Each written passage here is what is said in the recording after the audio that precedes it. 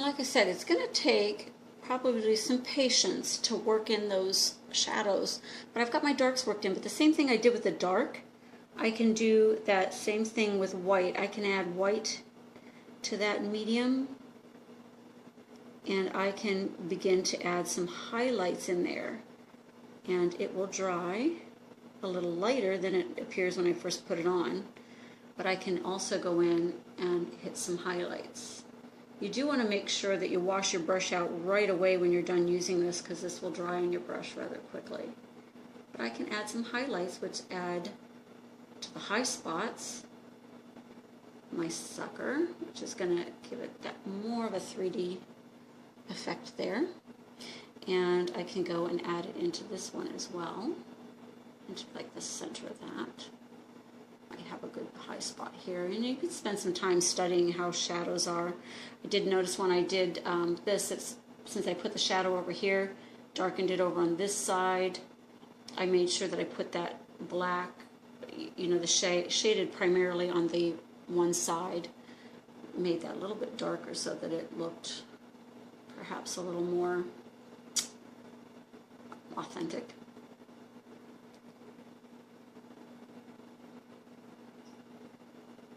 And I need a little more white for this area here, because I need a nice little highlight on here.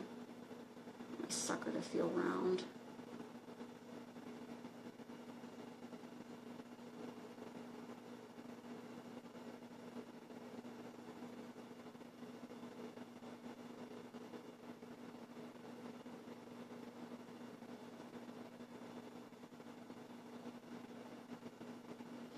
This will have a little, it'll be a little clearer than it looks right here.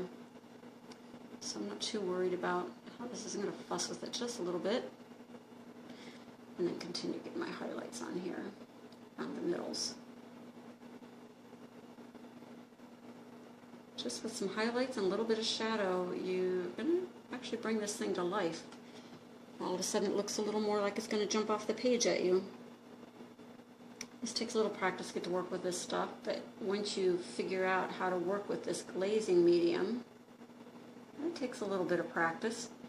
Like I said, your portraiture, eyeballs and things like that just get a whole lot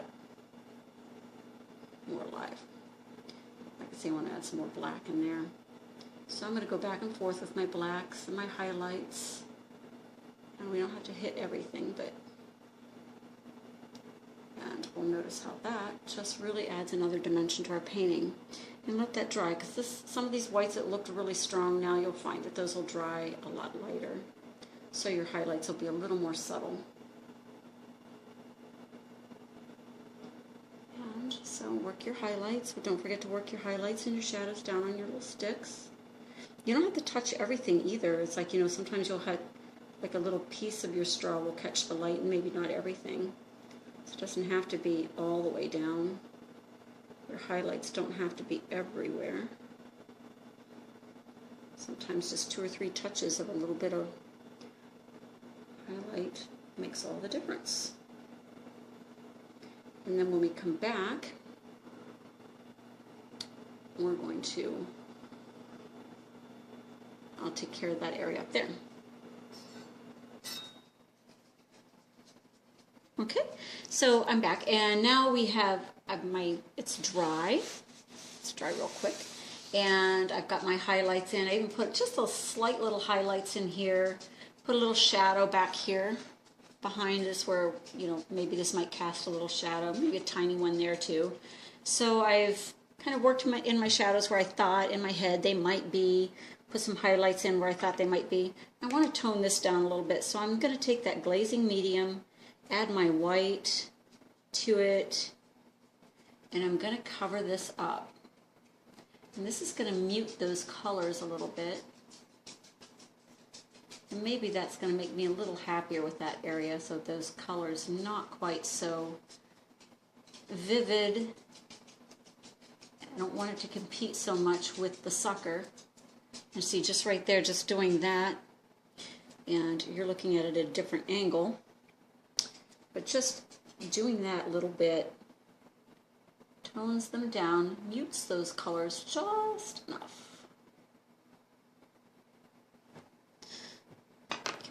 And I don't know if that, well, it's probably will be more noticeable on your own artwork than it would be right here. It still looks pretty vivid in here, but it's actually in real life, it's quite muted.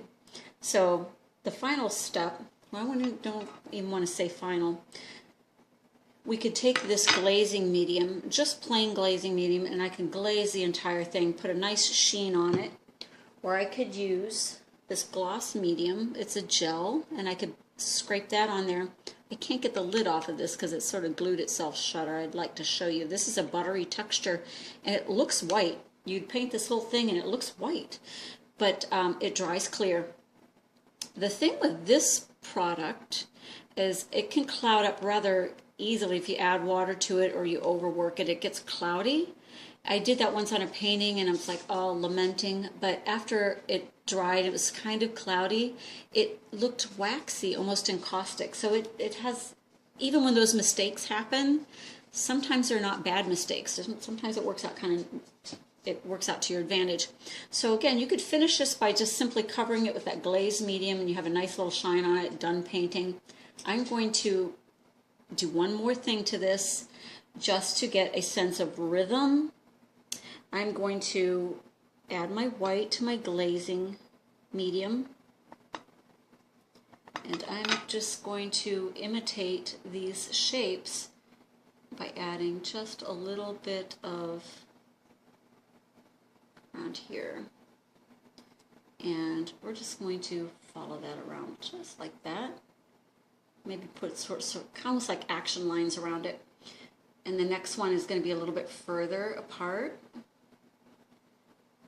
kind of like ripples in a water maybe. And this is with a glazing medium, so it's not going to be too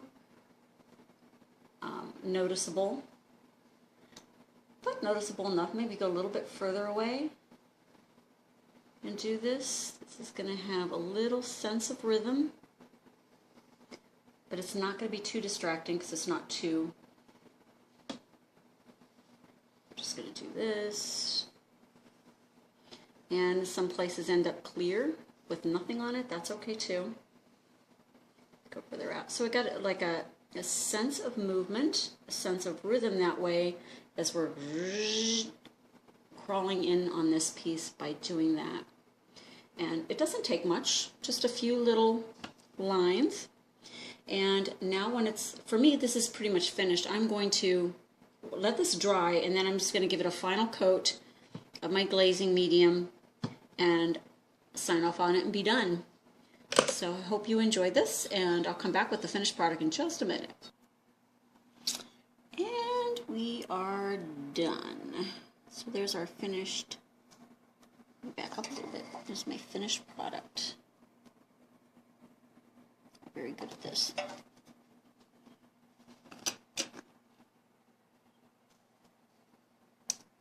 And we have a finished painting.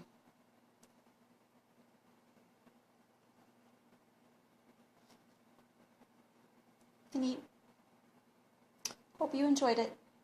And you're welcome to use the videos or just learn to do this yourself, and you can lead your own little group.